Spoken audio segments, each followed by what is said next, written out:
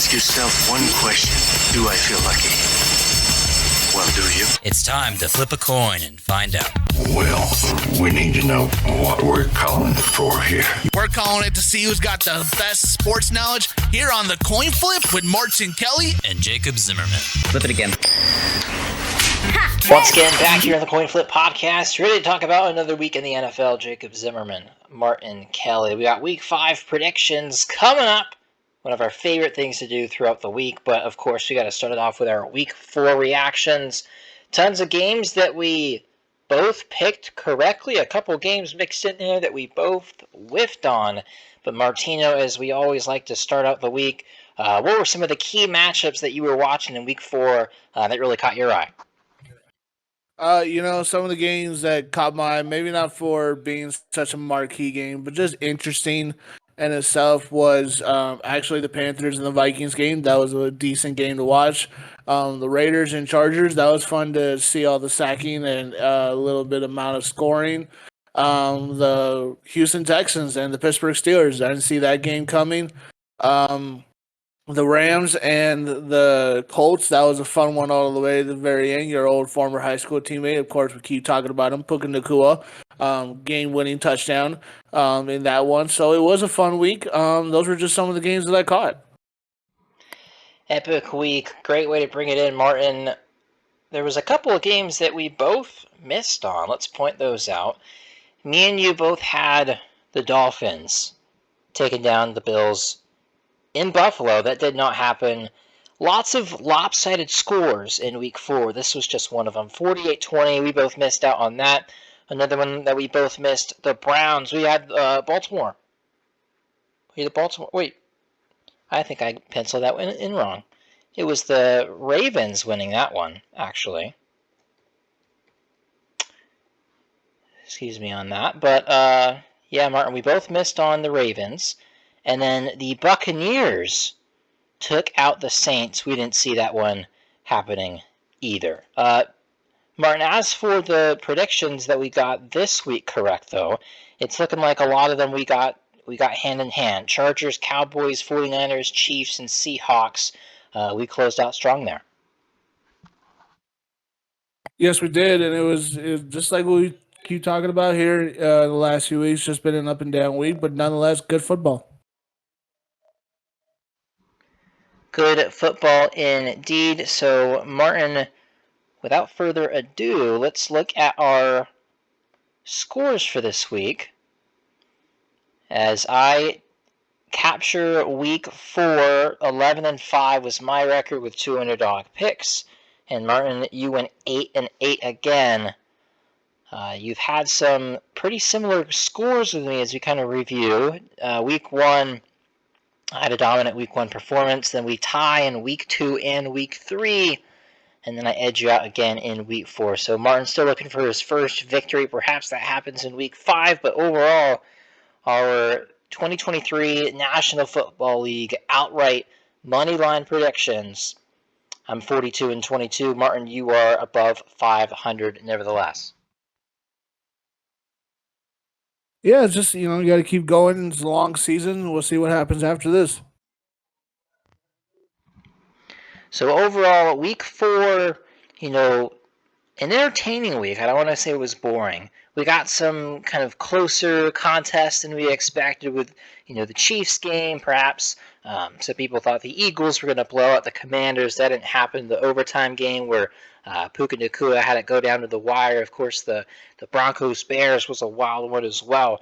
But Martin, we were hoping for some closer contests in Week 4. I know I'm always watching Red Zone, and they do this thing. I forget what they call it exactly. I think they call it witching hour.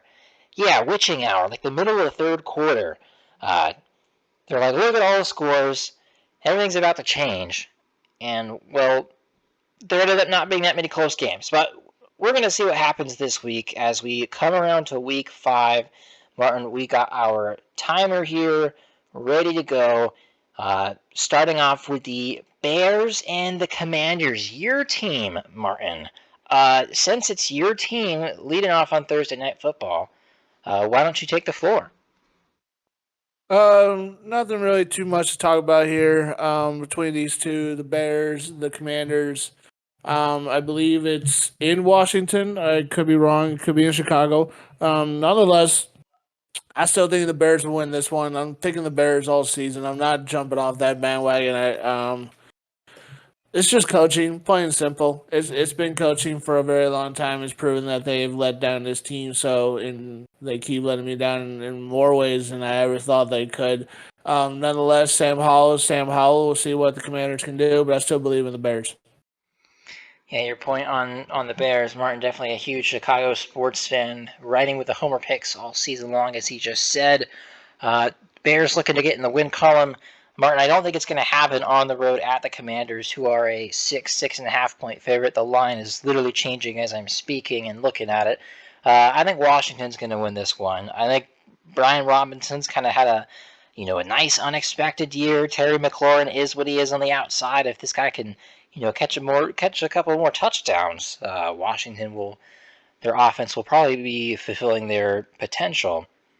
But overall, this team has some question marks here and there. Ron Rivera makes a suspect call every now and then, but at the end of the day, they're going up against Justin Fields and Matt Eberflus, who have not been able to really see eye to eye, at least with the production between the lines.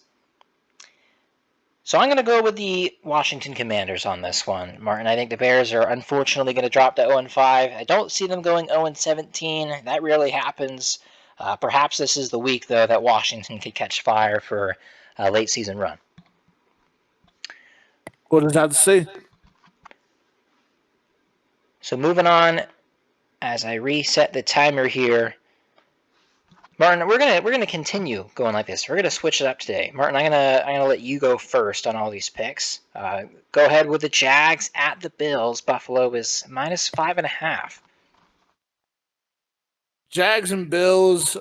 Jags with Trevor Lawrence, Travis Etienne. Another game in London, so back-to-back games for the Jags in London. They beat up on the Falcons. They were successful in that. Ritter proved again that he just couldn't get it done. The Bills coming off the big win over Miami, proving that if Miami can give up less than 20 points, so can the Bills. Josh Allen is back on his quest. Can Trevor Lawrence and that offense continue their success? It was big numbers back and forth. I'm still picking the Bills. They're the better team. They're the more veteran-like team, and I think the Bills are going to win this one. The Bills are the better team. The Jags played the Falcons last week. Wasn't much of a competition. Nonetheless, this will be high-flying and it'll be fun. Interesting contest indeed with the Jags and the Bills. Martin, this is a week where it's going to be hard to pick against Buffalo. I think they've really responded after some negative criticism to start the year. Josh Allen is getting it done in the air. With his feet, Stephon Diggs is looking like a top 5 receiver in the league. But this pick's really going to come down to the unstableness around the Jacksonville Jaguars, who a lot of people, including me, were high on T-Law and Duval County going into this season. And it hasn't turned out. Perhaps they have a late spark like they did last year to make it into the playoffs. I wouldn't be surprised if they do the same thing. But at the end of the day, the Jags have just not been the team that they've hoped to be. And maybe it's some Toy Story magic that can turn around their Week 5, as it kind of did in Week 4 overseas. But I haven't seen enough from the Jags so far to pick them against Josh Allen and the MVP type start he's having here in the early quarter of the season. I'm rocking with the Bills as well. So, Martin, moving on to the Titans at Colts. Indianapolis is a slight favorite, it looks like, at home. Where do you see this one going? Well, Indianapolis, Titans, Tennessee, Indy, another great kind of AFC South matchup between these two teams. Tennessee came out and they won last week, surprising all of us, as none of us probably expected them to put up that many points to begin with.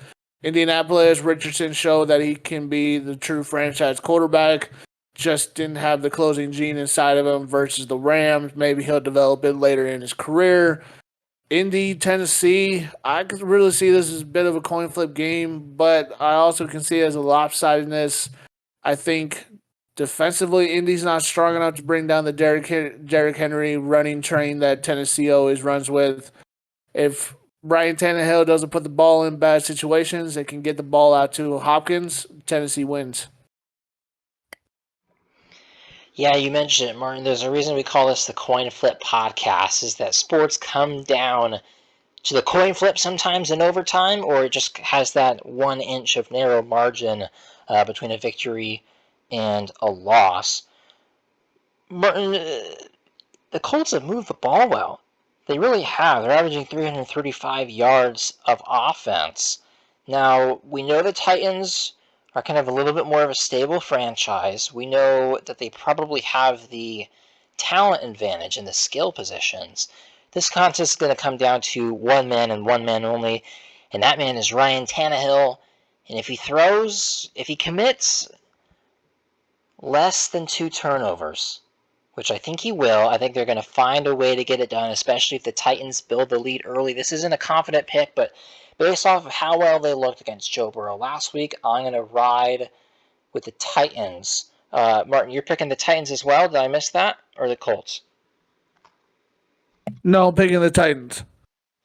So we both go hand in hand with Tennessee. Martin, Saints at Pats. New England is a slight favorite. How do you see that one going? Uh, that's an interesting thought that New England's a favorite. I would have thought that would have been New Orleans. I'm rocking with the Saints here. The Saints are the better team. I think the benching of Mac Jones is overblown. I just don't think New England, skill wise, has the players to actually get themselves out of their situations. I think they're still too much relying on Tom Brady's attitude of taking the undrafted and making them Pro Bowlers. They just don't have enough skill position. I know that they have a Stevenson in the backfield, but New England's just not talented enough on offense. Saints are better defensively. Saints are more talented offensively. The Saints will get the win. I think this is going to be our second disagreement here of week 5, and I'm going to roll with the Patriots at home strictly because I feel like this is a low-scoring game. But when you look at the last 5 for the Saints, they've scored 9 points, 17, 20, 16, and 13. They haven't scored over 20. When you look at the Patriots, they scored 3, 15, 17, 20, and 7. So it's as low scoring as it comes. But when you have, even in a down year like this, I feel like maybe Derek Carr not 100%, still getting adjusted to, maybe life in the South or football with his new team. Belichick is going to be comfortable at home enough to win this 50-50 game in my eyes. It'll come down to the wire. It might be a 17-14 field goal to win it. But I'm going to roll with New England in this contest. Martin, the Ravens at the Steelers. Baltimore, 3.5-point favorite on the road after picking up a win last week. And the Steelers kind of off to a sluggish start. Where do you see this one going? This is the battle of bad offenses. No matter how talented these teams look on paper, their offenses struggle constantly, week in and week out. Obviously, with Stephen A. Smith going on, television Monday and talking about how bad Matt Canada was and asking why does he have a job, and all the Steeler fans on Twitter and social media talking about Matt Canada has to go. He's not good for Kenny Pickett. The offense is not good for Pittsburgh. The offense is not good for Baltimore. They have a bunch of injuries on that side. Baltimore has injuries on defense, but they were able to stop Cleveland and give them a good contest. Pittsburgh wasn't able to do that against Houston. So bad offense versus bad offense, and one healthy defense versus an injured defense. I have to slightly go with Baltimore to win this ugly game. I think this will be low scoring. There are times where Baltimore's offense looks really legit. Last week was one of them. I think Lamar Jackson still has every bit of his MVP running ability from a couple of years back, with multiple rushing touchdowns in week 4. The Steelers and Kenny Pickett, a lot of people thought Kenny Pickett was going to take a next year jump, and that just hasn't happened. He's pretty much the same quarterback. Every year, people expect Mike Tomlin and the Steelers to go above 500, and somehow, someway, they find a way to. I don't know if that will be this season, and this season is going to come down to these kind of divisional games, especially the ones that you have at home. But the play calling is just not there. It's not there at all. I like the Ravens to pull this one off. So me and Martino both rolling with Baltimore here. Martin, Texans at Falcons. The Texans, who are, the surprise team of the National Football League right now, versus the Falcons, who are mid as usual. Atlanta's a 2-point favorite. Where do you see it going? This one is kind of, again, another surprising one to me that Atlanta is favored. But then again, most home teams are favored in the NFL, and that's just kind of how they do it with the betting odds. So I kind of understand it in that sense as well.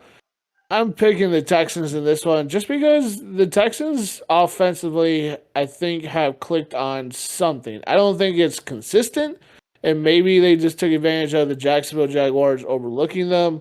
And this past week, the fact that the Pittsburgh Steelers don't have a real offensive coordinator, they may have taken advantage of those opportunities where teams just didn't completely take advantage of the fact that they're playing the Houston Texans. So I'm gonna call for another lucky win for the Houston Texans this week. I think Damian Pierce will get at least one rushing touchdown. CJ Stroud will throw for a touchdown, and I think defensively, if Houston can disrupt Ritter enough, they can win this game. So I'm taking Houston. Yeah, Martin, I just typed it out. I'm rolling with Houston as well. CJ Stroud has had the most perfect start you could have as a rookie through first 4 games in the NFL. Martin, there was a Instagram post I saw this week, and I think there was 5 or 6 quarterbacks who were grouped up with CJ Stroud as players, not even rookies, just NFL quarterbacks, to start the season through the first 4 weeks of the year, averaging over 300 yards, having more than 6 touchdowns, or 6 or more, and 0 picks. It was Peyton, Breeze, Tom Brady, and Aaron Rodgers. I think one other Hall of Famer in there, but it was a completely stacked group of players who have done this. It would take a huge turnaround for CJ Stroud to not have a good rookie year and maybe not even have a good NFL career.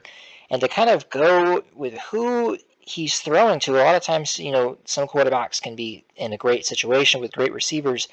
He's making Nico Collins and Tank Dell look like Pro Bowl level wide receivers. I'm rolling with the Texans. The Falcons are what they are. This will be another low scoring game. I imagine the Falcons kind of have a slower pace of play. Desmond Ritter's going to dink and dunk to 17, 20 points, but the Texans will edge it out by maybe a touchdown or less. Moving on to the Panthers at the Lions. My Carolina boys, my winless squad, is in Detroit, Martin. Can the Panthers pull off the upset? You picked them to pull off the upset last week. It didn't happen. How do you see the Panthers and the Lions playing out? Panthers at the Lions. The Lions this year defensively have played very solidly. They looked solid last week as well against the Packers, and it was a fun game as they beat up on the Packers. The Panthers, they had a dogfight with Minnesota, and Minnesota just came out on top. Justin Jefferson doing his things, Kirk Cousins doing Kirk Cousins things. Offensively, Carolina just couldn't draw enough. I'm gonna go with that same assumption again. I don't know if it's Bryce. I don't know if Bryce Young is hurt. I don't know if they just don't want to get Bryce Young completely hurt mentally and physically. It may just be the fact that Andy Dalton is just Andy Dalton. So I just don't think the Panthers have enough offensively. I see the Lions winning this one. Yeah, until Frank Reich changes his scaredy cat play calling, I really can't pick the Panthers to win the game. They're going to have to surprise me. Miles Sanders, who looked really good on the Eagles, is kind of proving that, and how well Swift's playing now. That Eagles line is the Eagles line. And almost any starting level RB that gets behind it is going to put up Pro Bowl type numbers. Miles Sanders is averaging less than 3 yards a carry with the Panthers right now. Adam Thielen's still having a great year, given everything that's happened. Bryce Young is completing better than you would expect. He's completing about 65% of his passes. The only problem is not many of these passes are very far down the field in first down plus territory.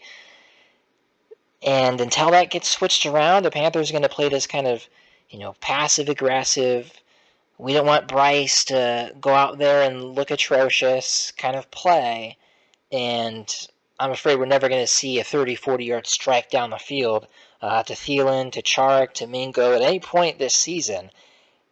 But the credit goes to the Lions and Dan Campbell. They've been consistent. I picked them to get the upset. They did over the Chiefs opening week. And they have 2 other victories since then. So 3-1 heading into week 5. Montgomery's been a nice staple of the squad. Amon-Ra St. Brown. There we go. That's a tough mouthful right there. 331 yards in the year. He's legit. He's a top 15, top 10 kind of guy. And Jared Goff is holding it all together, putting up solid numbers. You can't pick against the Lions when they're a 9-point favorite at home. Not today. Moving on to a even bigger spread. Miami at home, trying to bounce back after a blowout loss following the blowout win. Things are all shaping well, though, in Finnstown, down there in Miami so far, going into week 5, but everything's a mess, in upstate New York, in the city. Martin, how do you see this one going down? The Dolphins and the Jets. Well, considering I work in Salt Lake City, Utah, everyone's been talking about Zach Wilson and how he got, he let down the Jets and they just came close to beating. Sorry. Oh, sorry, my bad. Let me switch that around. Dolphins versus Giants.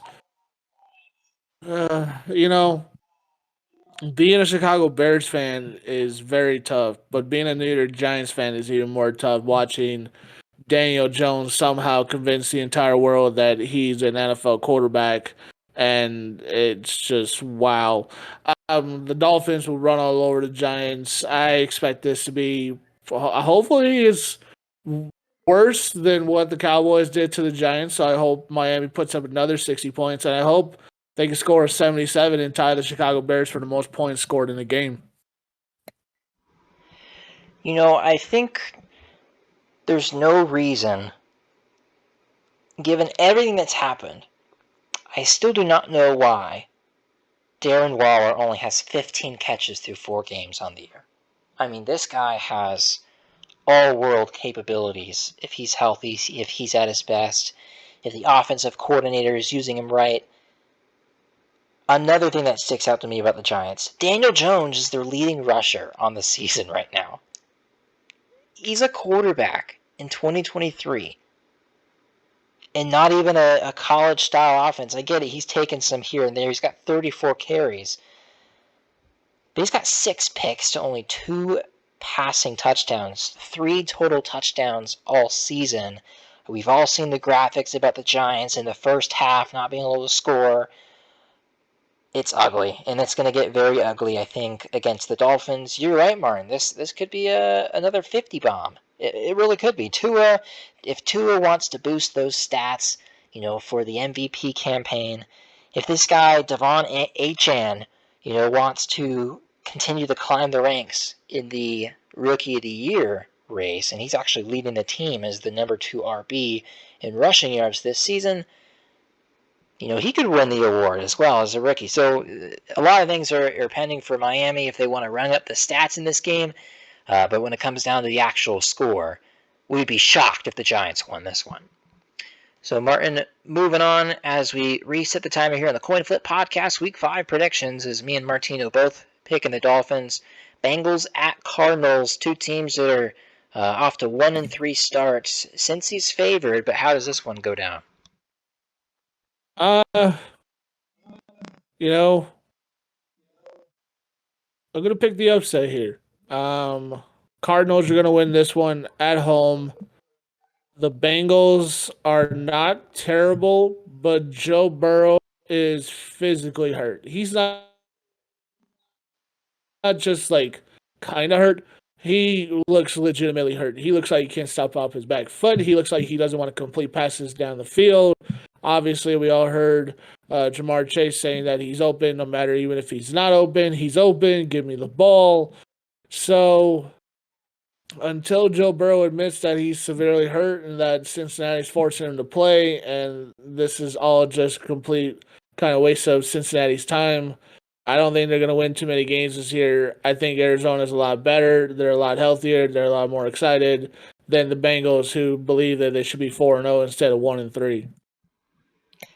Martin, you kind of stole my underdog pick of week 5, and that's all right. I'll roll with you. I'll continue the trend. Uh, Martin, it's really unfortunate. Over the weekend I placed a 6-leg parlay, and I somehow forgot that I picked the Titans to beat the Bengals, and I slotted the Bengals in there instead, and it was the only leg that lost. So full credit and blame on me for that part. But it just kind of goes to show the travesty that the Bengals have been this year, with all the expectations. Uh, their defense is hanging in there. They're giving up a lot of yards. They're not giving up more yards than Arizona, though.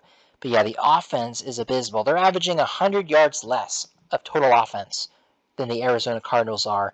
To rub more salt in the wound for the Bengals. Martin, everybody, if I told you before the season started that Josh Dobbs going into Week 5 would have 0 picks and more passing yards than Joe Burrow, I mean, you would have just thought I was making stuff up. But that's a true statement. I'm rolling with the Cardinals. They're shocking a lot of people.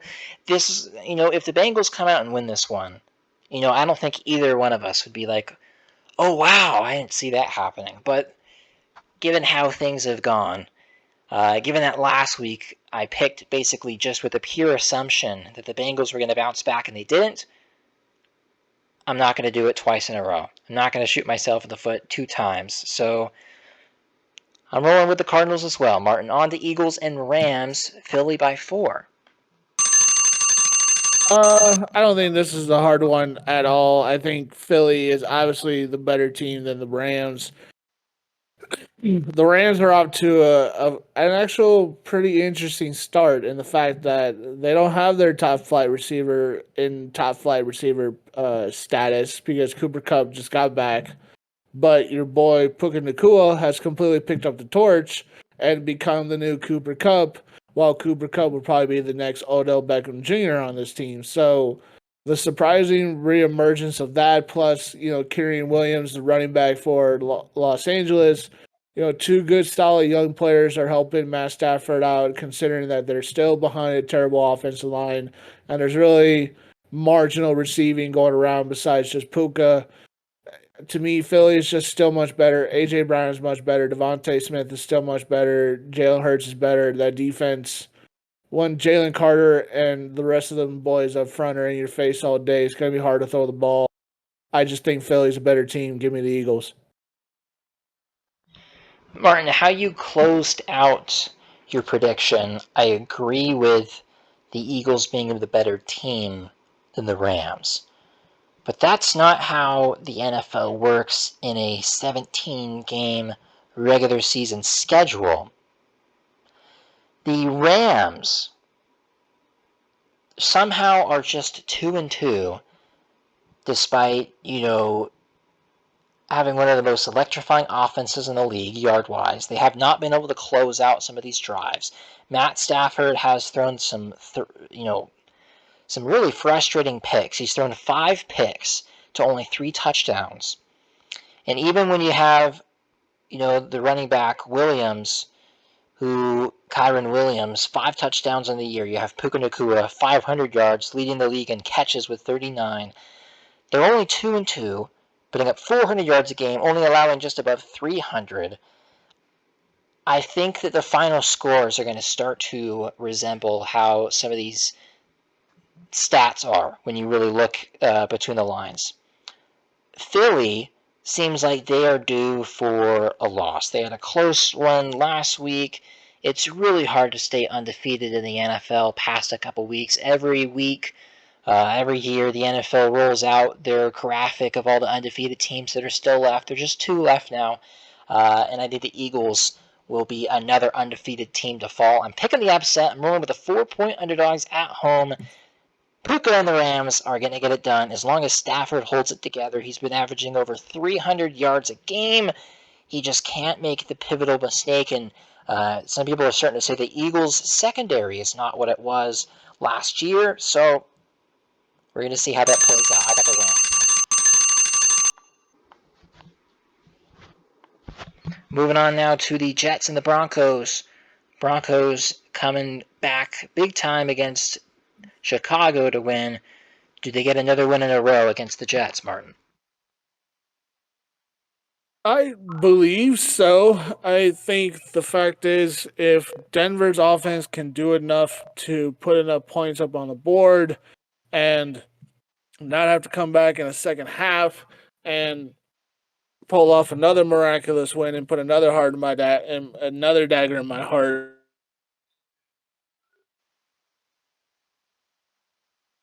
they will beat the Jets. Everyone's been talking about the Jets, about how Zach Wilson came back against Kansas City. Oh my God, he showed all his toughness and blah blah blah. Listen, he got his moment, but if Patrick Mahomes doesn't throw 2 interceptions and actually throws 2 touchdowns instead, that game's 2 touchdown lead ahead for Kansas City. So Zach Wilson should be getting close. This one, offense can do just enough to beat Zach Wilson. They'll win. Zach Wilson to me still is garbage, just like Rodney Harrison said on NBC Sports. It was the right thing to say, and that's the truth. Well, for the sake of this podcast, Martin, we will not certainly debate the ethics of language spoken on national television, but what we will debate is the Jets and the Broncos here in Week 5. Zach Wilson, he looked nice. He handled business. He kept it together. They doubled their, I know it's not much, Martin, but they doubled their scoring output in Week 4 that they had in Week 2 and 3 combined. And when you have a guy like Wilson, you have a guy who comes from a different background than a lot of, players on his team do. Confidence is huge. And I feel like the Jets, with everything that was happening in the media, everything that was happening on the sideline, the Jets have a little bit more confidence in Zach Wilson's ability, and that's all he needs to play a little bit better. Now, they may or may not have should have been a close game against the Chiefs. The Chiefs are a top-tier team in the league. The Broncos are a bottom-tier team in the league. I think the Jets get it done in Denver against the Broncos. Russell Wilson's sorry, let's ride Cowboy Broncos are not doing it. I got the Jets. You got the Broncos. Chiefs at Vikings. KC -5. Where are you going for that? Chiefs versus Vikings. USA on paper, Chiefs by a mile. Chris Jones will make a havoc of trying to make Kirk Cousins' life misery.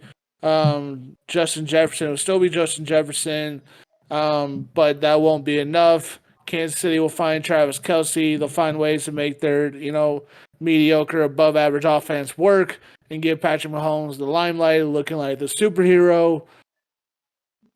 I still believe in that. I will pick the Chiefs. I don't ever think that you can take Kirk Cousins over Patrick Mahomes, and no matter what scenario, the Chiefs are a better team, and that's who I'm rocking with. The Chiefs are the better team, and that's kind of how you closed out your Philly pick. But I think this time I am going to agree with you because the Minnesota Vikings, man, they look good on paper, but the mental mistakes sure don't. A lot of narratives about this team One of them is that Kirk Cousins is just, we'll use that G word, garbage. He's not that. He's 11 touchdowns. That may or may not be leading the league right now. Don't hold me on that. To only 4 picks. He's averaging 300 yards a game. Alexander Madison, who everybody's trashed, he's averaging damn near 5 yards a carry.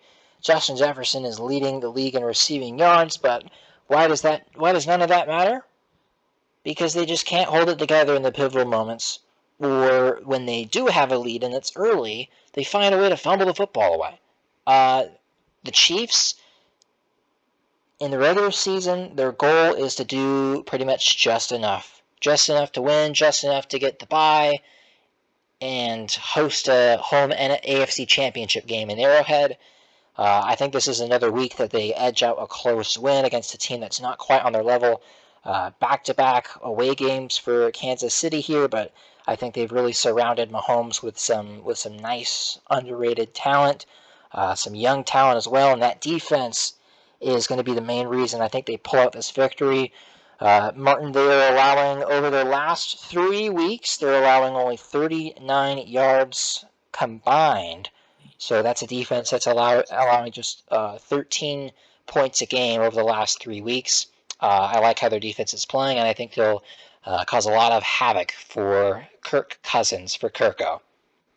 Cowboys and 49ers, as me and Martin both roll with the Chiefs in the Week 5 predictions on the Coin Flip podcast.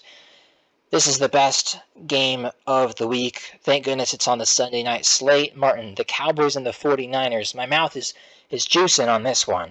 How do you see this one playing out? Well, I guess we disagree on the first statement in that. It's not anything against you. I think this is going to be a snooze fest of a game. Heck, I think this will be over by halftime. If you think the Cowboys are going to beat the 49ers in San Francisco, you're just a Cowboys fan. That's plain simple. There's no way another NFL person can think that the Niners will lose to the Cowboys. Run CMC, run CMC. I say it every week. He's a monster. He's just so gifted, and what he did last week was amazing. I think they're getting Brandon Ayuk back healthy, so they'll add another piece to this offense. He may already be there already to begin with. He's just been hurt. Brock Purdy looks like a Tom Brady, Joe Montana, Steve Young type player. The Niners are better than the Cowboys. Dak Prescott will turn the ball over somehow. CeeDee Lamb will get frustrated again, and Michael Parsons will look good, but it won't be enough. Martin, I think you nailed the overall blueprint on the game. Let me fill in some of the gaps. I have a little bit more respect for Dallas, especially in the regular season right now, than you do at the moment. I think their defense is legit. If anybody could put a little bit of pressure on Brock Purdy, it's Micah Parsons in that Cowboys front. Brock Purdy has not thrown a pick, and you could almost pencil in Trevon Diggs to get a pick against him, except he's now out for the year. Martin, you mentioned Run CMC. I feel like I'm a part-time Niners fan or a part-time McCaffrey fan now that he's on out at the Bay in California, living a nice life and better weather, better success in the football field. I love myself some Christian McCaffrey. You show out for the Panthers, I'm going to root for you wherever you go. That kind of is just a rule for me across all sports. And it's awesome to see McCaffrey in the most perfect situation possible. One of the best, play callers in the league. And Shanahan, Brock Purdy, there's a lot of narratives about him, but he has done a much better job than Trey Lance or Jimmy Garoppolo, which means you are a starting level quarterback in this league. Brandon Ayuk's legit. He hasn't even popped off for a little bit now. Samuel seems to be coming back alive with his yak yardage, his yak fame. But overall, I think the Niners' defense can somewhat match this Cowboys' defense. And then when you compare the offenses, it's really not close. I think CeeDee Lamb is slightly overrated.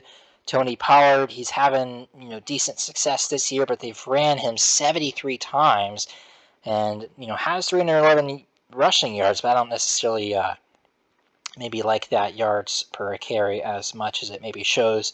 But I'm going to roll with the San Francisco 49ers here. They are the perfect model of consistency in the National Football League, and that is going to close out the Sunday slate, Martin, Going out to the Packers and the Raiders, our last pick of the week, because there's only 14 matchups. We might spend a minute or two on the bye teams, but Packers at Raiders. How is this one going down? You know, I had to do it to myself when the Packers beat the Saints, and I picked the Packers to win that game, and I have to do it again. I can't pick the Raiders because of how bad that offense is. They're not going to get anywhere with Aiden at quarterback. He got swallowed up the entire day against the Chargers. Khalil Mack put himself in a record book because of that. Congratulations to Khalil Mack on that as well, becoming one of the only few men to have 6 sacks in a game, tying Derek Thomas and I believe TJ Watt. I could be wrong about that, but I know Derek Thomas is on that list. Nonetheless, Jordan Love will outplay him just enough. I feel bad for Devontae Adams and Josh Jacobs. They're really good, talented players. They don't deserve to be on this terrible offense. Max Crosby, Renfro, those guys deserve to be on good teams. Packers win this one. Martin, when we are looking at how this week is going to go, I think it's going to be more agreements than we've had on any other week, perhaps. There's only 4 games I'm going to count, I think, in total. Eagles, Rams, Broncos, Jets, Saints, Pats, and Bears, Commanders. Those are the 4 matchups we disagree. I agree with you on the Packers and the Raiders. I think the Raiders have just too many questions at quarterback. Aiden O'Connell looks like he could have a nice story at some point in his NFL career. But for this team, for McDaniels at head coach, it doesn't matter that Josh Jacobs and Devontae Adams are out there. And this is the perfect team that really proves you can go out and get these flashy names. You can throw them together in a huddle and say, go out and get 10 wins in a season. And it's just not going to happen if you don't have things right upstairs. There's always some sort of drama surrounding, Las Vegas Raiders players. And that definitely bleeds onto the football field in some way, shape, or form. Green Bay, if you took some stints that they've had in some of these games, you could say that looks like one of the best, teams in the league. And then you could take some stints that they've had and say that looks like a team that's going to win 5 games. If the Packers can not choke a lead here against the Raiders, I like Jordan Love to get it done. So, Martin, that's week 5. This is the first week that has byes. And I just very briefly wanted to mention the Chargers are on a bye week. They have a lot to think about at head coach, on the defensive side of the ball. The Buccaneers have to be feeling absolutely thrilled with how they've started the year with Baker Mayfield. He's really proven a lot of people wrong in the national media. The Seattle Seahawks, coming off a nice win yesterday from the time that we were recording this and doing these picks on a Tuesday, they beat up the hapless, hopeless New York Giants, and that defense is looking good. There's a lot of skill players there around Geno Smith. And then the Browns, who have some questions with how good Deshaun Watson can be this year, how they're going to replace Nick Chubb, although Ford's been great. How consistent will that elite defense be? Martin, any comments you want to make on these teams in the bye week? The 4 teams that are on the bye, congratulations to those teams. They don't have to let their fan bases down.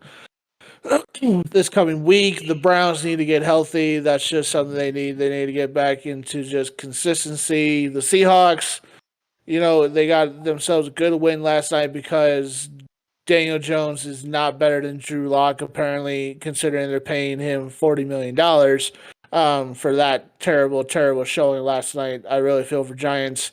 Bucks, the Buccaneers, again, a team that needs to get healthy and a team that surprised everybody so far, taking down 2 NFC North teams to get 2 wins. The Chargers, if they keep believing in Staley, let them keep believing in Staley. The definition of insanity is doing the same thing over and over again, expecting a different result. Justin Herbert one day will be released from that prison, but for now, he's locked in with Joey Bosa and with Khalil Mack there. So all 4 teams get a break and they don't have to go out and play football. Martin, you mentioned Khalil Mack. He had 6 sacks. That's unheard of. That is got to be close to the single game record for an individual, having his most relevant game since he was in Chicago. But Martin, overall, we usually do a slate of 16 picks. Instead, it's now a slate of 14 picks, I imagine, for the next 10 weeks or so in the NFL. But Martin, this is going to be your chance to fight back in our season betting records, outright money line, straight up predictions. But nevertheless, you are above 500. And hey, you agreed with me on a lot of these picks, so I think you're going to go over 500 again this week. Martin, any closing thoughts on our Week 5 podcast? Nothing really. Just let's see how everybody does this coming week, and hopefully I catch up. That's all. That's Martin Kelly. I'm Jacob Zimmerman, signing off here on the Coin Flip podcast. Every Wednesday, we release this. We go over the previous week. We give out our predictions for the current week at hand. We'll be back again. Thanks for tuning in. Peace.